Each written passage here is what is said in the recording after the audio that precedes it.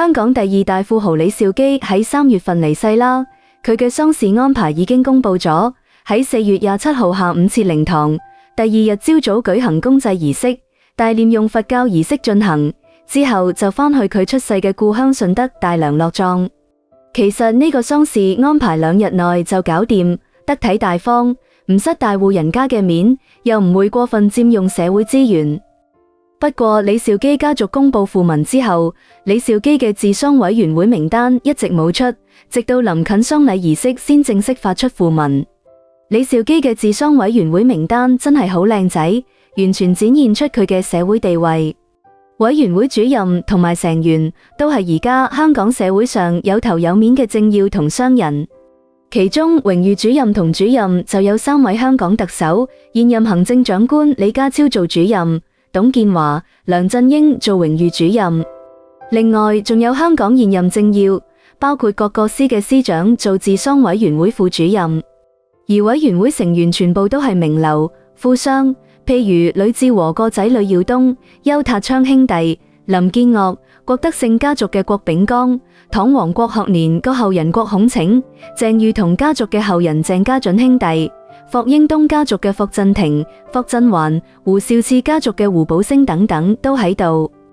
李兆基嘅治喪委員會名單真係好靚，但都唔係所有富豪都參與，好似李兆基多年對手李嘉誠家族，包括李嘉誠同佢2個仔都冇喺度。另外何鴻燊家族都冇代表喺委員會入面，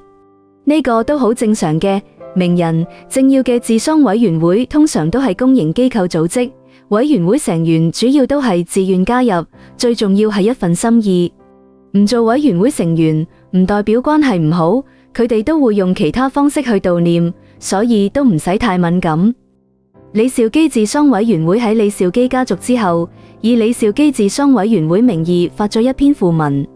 訃聞前半段參照李兆基家族訃聞內容，公布佢喪事安排，第2段之後就回顧李兆基生平同埋讚揚佢功績，特別提到佢心繫祖國，熱心公益，成立好多基金會，突出佢生前嘅慈善善舉同大愛之心，肯定佢對國家社會做出嘅貢獻，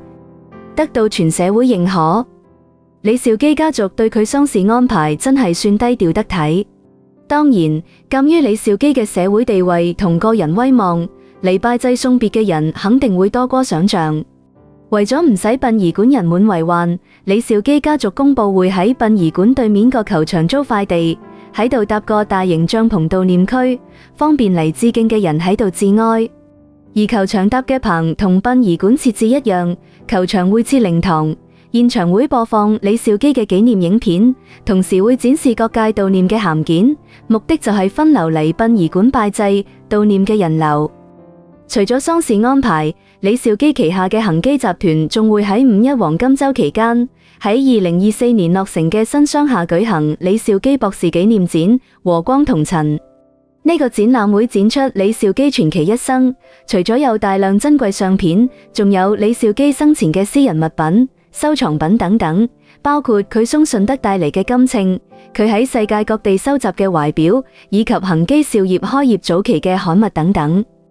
講真，睇李兆基家族對佢喪事安排，真係唔係嗰種高調大排場嘅模式，但面面俱到，而且得體低調中彰顯出大戶人家辦喪事嘅格調。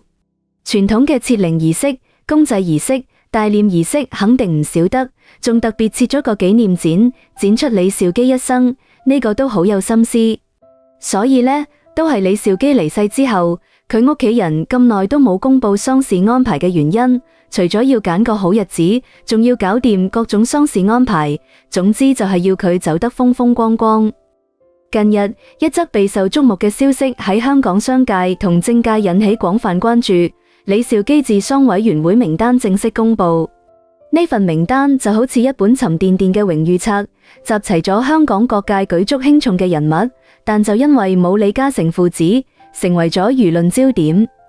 李兆基呢位喺香港商界算得上係傳奇人物，一生波瀾壯闊，商業版圖跨越地產、能源、金融等多個領域，同李嘉誠、鄭裕彤、郭德勝並稱香港4大富豪。佢憑住卓越嘅商業智慧同敏銳嘅市場洞察力，打造咗個龐大嘅商業帝國，為香港經濟發展做出咗不可磨滅嘅貢獻。佢離世，無疑係香港商界一大損失，各界人士都以唔同方式表達哀悼之情。呢次公布嘅治喪委員會名單，堪稱香港商界同政界一次頂級盛會。名單入面，香港地產界好多大佬都喺度，佢哋同李兆基喺多年商業往來中結下深厚情誼，共同見證咗香港地產行業嘅興衰起伏。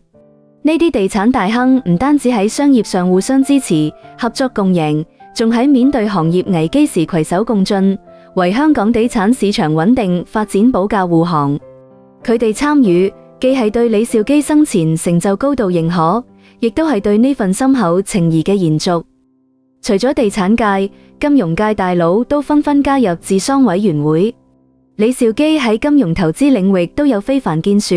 佢旗下金融機構喺香港金融市場佔據重要地位。呢啲金融界精英同李兆基喺資本運作、金融創新等方面有廣泛合作同交流，佢哋深知李兆基對香港金融行業發展嘅深遠影響。呢次齊聚一堂，共同為李兆基送行，亦都係對佢喺金融領域卓越貢獻嘅致敬。政界方面，多位香港特區政府高官都喺名單入面。李兆基唔單止係一位成功商人，更係一位熱心公益、心繫社會嘅慈善家。佢多年嚟積極投身慈善事業，喺教育、醫療、扶貧等多個領域慷慨解囊，為香港社會和諧穩定做出積極貢獻。政府官員參與，既體現對李兆基高度尊重，亦都彰顯社會各界對佢慈善精神高度讚揚。不過，呢份名單最引人注目嘅就係李嘉誠父子缺席。李嘉誠同李兆基作為香港商界兩大巨擘，佢哋之間嘅競爭同合作一直係媒體同公眾關注焦點。雖然兩人喺商業上有一定競爭關係，但多年嚟都保持互相尊重姿態。呢次李嘉誠父子未參與治喪委員會，引發外界好多猜測。有人認為可能係出於私人原因，亦都有人猜可能係雙方近期喺商業佈局或者理念上有啲分歧。但無論點，呢個缺席都為呢份名單增添咗一絲神秘色彩，亦都令到呢場原本莊重嘅治喪活動更加引人關注。李兆基離世，代表一個時代落幕。而佢治喪委員會名單公布，就令我哋睇到香港商界同政界對呢位傳奇人物嘅敬重同懷念。雖然名單入面冇李嘉誠父子，但李兆基一生功績同精神，將永遠銘刻喺香港歷史長河之中，激勵一代又一代香港人勇往直前。好啦，以上就係本期內容。如果你鍾意我哋節目，歡迎訂閱、點讚、轉發，多謝大家支持。